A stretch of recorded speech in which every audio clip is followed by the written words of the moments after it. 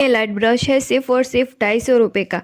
लेकिन क्या ये सच में वर्थ इट है या नहीं, जानते हैं टेस्ट के बाद। मैंने मंगवाए हैं वेनालिसा के नेल आर्ट ब्रश, जिसमें 3 नेल ब्रश है और ये तीनों नेल ब्रश से हम 3 डिज़ाइन करने के बाद उस बेसिस पे रिव्यू होगा। तो सबसे पहले इसकी ब्रिस्टल जो है वो बहुत सॉफ्ट है, इसीलिए लाइन स्मूथ आती है। इसका हैंडल जो है वो वुडन का है, इसीलिए लॉन्ग टाइम तक हमें इसे यूज़ करना इजी और कंफर्टेबल रहेगा।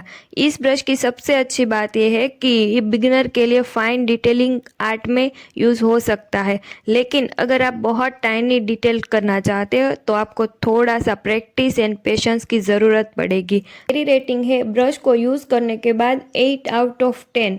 आप भी इस ब्रश को ट्राई करोगे? कमेंट में ज़रूर बताना।